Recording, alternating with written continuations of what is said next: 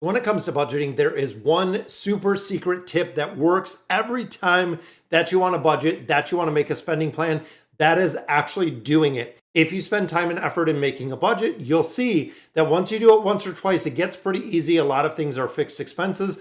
And in today's video, we're going to be looking at and breaking down the hidden treasure chest. That is a budget itself. Now, a lot of people don't like to do a budget because it creates accountability for the individual. You can see in black and white where all of your money is going. If you like to online gamble, if you like to go out and have a lot of entertainment, if you're spending a ton of money at fast food restaurants, it is in black and white seeing your spending habit, which is the first one for our secrets in here. It is tracking your spending. Be malicious and really be meticulous about this when it comes to scrutinizing the spending that you're doing, right down to every single cent, at least for the first 2 or 3 times that you do this. Now, the reason is we want to know exactly where every single dollar is going, whether it is coffee, whether it is, different expenses, major purchases. Knowing exactly where your money is going is the very first step to controlling it and being able to actually have that debt-free journey that we have back right here from our display. That is the first way. If you know I am making and generating income of X amount of dollars, I am spending it on A, B, C, D all the way through the alphabet. You know exactly where your money is going. That final category is going to be the one what you have left over. What are you going to use it for and where is it going to be? So really the time and effort is going to go into this piece, because when you start looking at your paycheck, if you get paid like I do twice a month, that's pretty basic. You know exactly what you're going to get. And if you're like me, I am salary. I know exactly what is going to come in every 2 weeks. It is clockwork at this point when it comes to my personal budget. Now, for the expenses, I have, some fixed expenses, including my mortgage payment. I know what it is going to be the exact same month. I know when it comes to my Xfinity internet bill, I know with my Verizon bill, I know what it is going to be every single month. And I expect those charges to come every single month on a regular basis. Now, of course, when we start looking at your controllable expenses or really your variable expenses, those are the ones you need to focus on and see where you can mitigate or where you can cut down, because every dollar you're saving in that second bucket with your controllable expenses is one that you can use somewhere else that we'll talk about in just a minute. Now, number 2, creating a realistic budget. This, for a lot of people, again, comes down to the accountability piece. I don't want a budget that is so strict you're never going to stay with it. You're going to do it, spend time and effort into it. After the first or second month, you're going to say it's an absolute waste of time. You want to make sure that you plan and you are realistic. I've seen some people that I've built budgets for that they do kind of a budgeting worksheet through the financial counseling program, and they come back and they say, okay, well, next month I'm going to spend $150 on food for the month. You have a family of 4.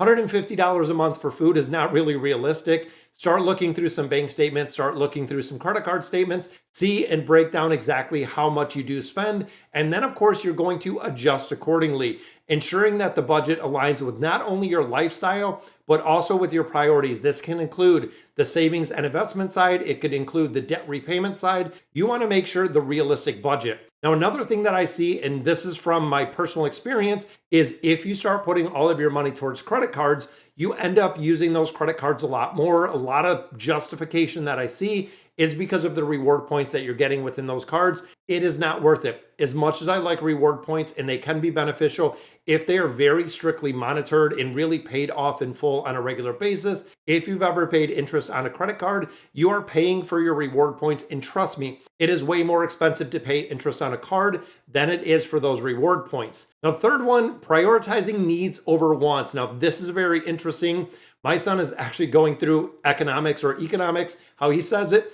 But they go through the needs and the wants. This is in 3rd grade, guys. This is the very basic. First, looking at your essentials. What are the things that are an absolute need? Looking at security, looking at food, looking at shelter, looking at housing, looking at transportation. Some of those are absolutely needed, and a majority of us do need them, but it makes the discretionary, or really the conversation, at what level. If I have a brand new vehicle and it costed me $25,000, great, that is a brand new vehicle. But a lot of individuals have a brand new vehicle that is $50,000, that is $70,000, that is $120,000.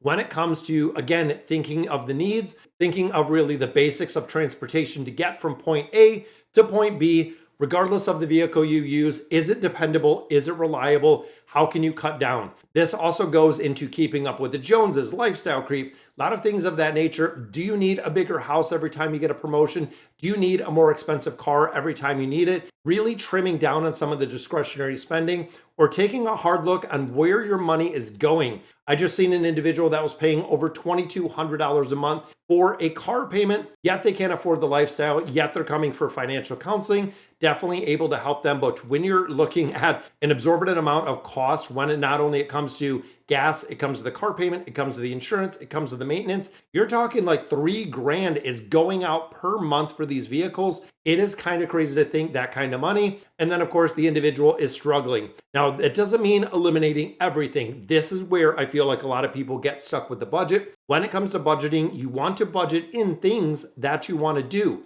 What is really the reward, or what is the conscious spending? For instance, if let's say you're planning for a vacation, you're planning to go down to Disney, regardless of what it is, you can build it into the budget. If you're saying, okay, well, in 24 months, I need $2,400 to buy A, B, or C, you can budget it in $100 a month for those 24 months.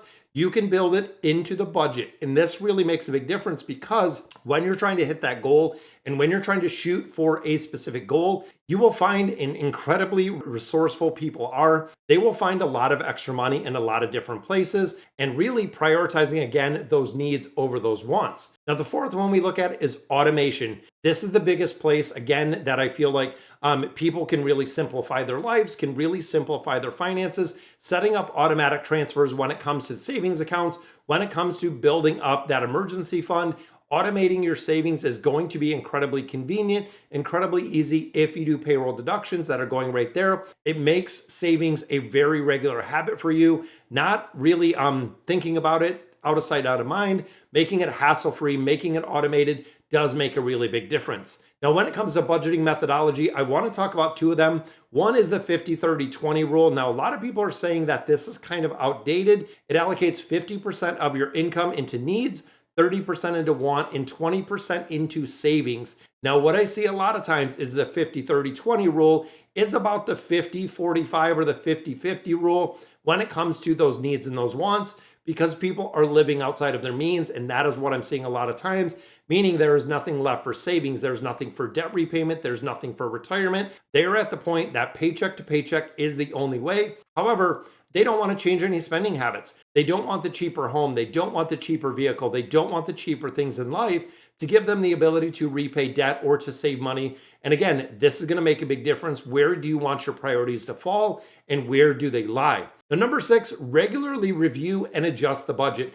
This is something, it is not a set it and forget it tool. You're not going to build the budget on day one, spend a couple hours, get everything ironed out. That's it. That is your budget forever. As things change in life, as life does happen, there's going to be a point that you're going to have to adjust those financial goals. You're going to have to adjust your financial situation, and really making those adjustments can move the needle a lot more than you think. If, for instance, you get a promotion at work, you get a good increase, you get a salary bonus, you can put that to work for you. You can make your money generate more money or eliminate debt. Very easy to do if you stay and stick to what you're spending. For instance, right now, let's say you're making $70,000 a year, which I believe around 64, 66 is the average in America. So if you're making around $70,000 a year, all of a sudden you get a bump and you go up to 74K. Is anything going to change in your life? Because if nothing changes in your life, everything stays exactly the same status quo. You're earning $4,000 more a year, let's say with taxes, everything. So maybe it's $3,000, $3,200. Taking that $3,200 in that first year, repaying debt, putting it all towards your debt, getting rid of it. Taking again, when you come the following year, getting a little bit of a pay raise.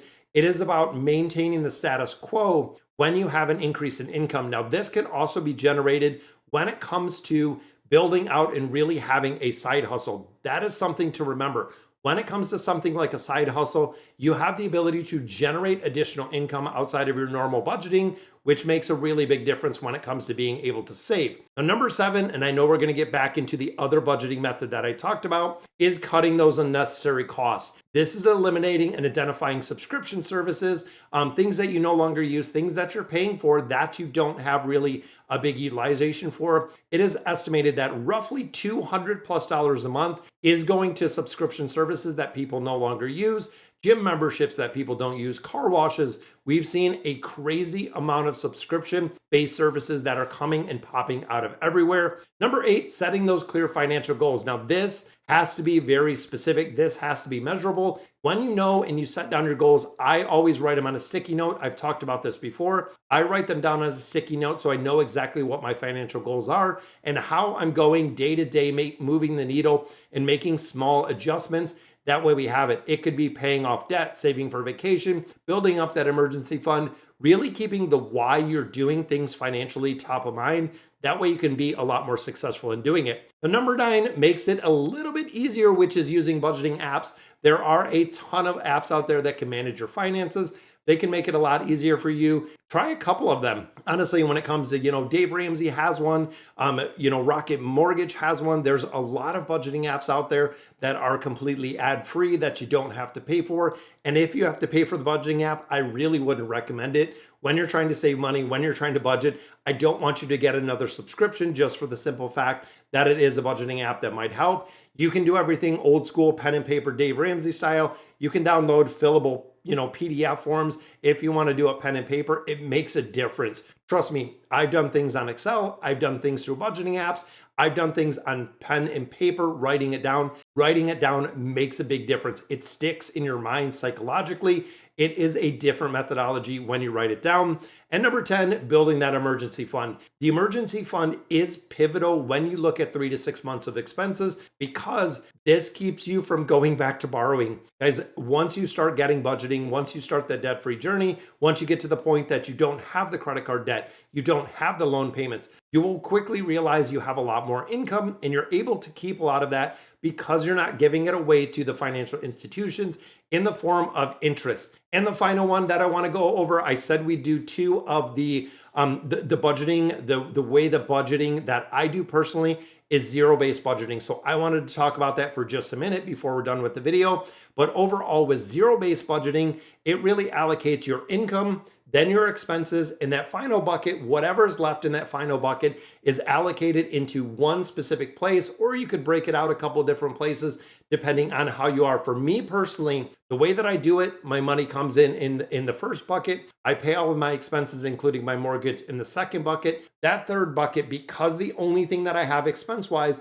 is a mortgage, that third bucket is entirely my investment bucket. Every single dollar that goes into that bucket really goes into my accounts. I save $100 in my bank account. Everything else goes into the investment side. We're talking high yield savings accounts. We're talking, regular investments. We're looking at putting money into IRAs, putting more money into HSAs, making sure all of those are capped up. And once they're all capped, then we're putting it into a taxable brokerage account, which is where we park a lot of money. Right now, if you guys remember, and you guys checked the channel a while ago, we hit that $100,000 milestone in our portfolio. As of right now, we're at about 170. The market last year, the market this year has been absolutely on fire, and it continues to really produce. But overall, my personal preference is the zero-based budgeting. Again, I take my checking account down to a specific amount. Now, I do have my emergency fund. That is fully funded. That is sitting in a high yield savings account. But every single dollar that I get, every single literally penny that I have access in there when I'm getting interest payments, they go into an investment account. When the high yield savings pays interest, goes into the investment account. All the dividends in those investment accounts are reinvested in dividends. It really creates such a snowball of such a large magnitude that the investment accounts can just build and grow that much faster. All right, guys, so that is going to do it for today's video. Let me know in the comments what you guys think. And as always, thank you guys for watching.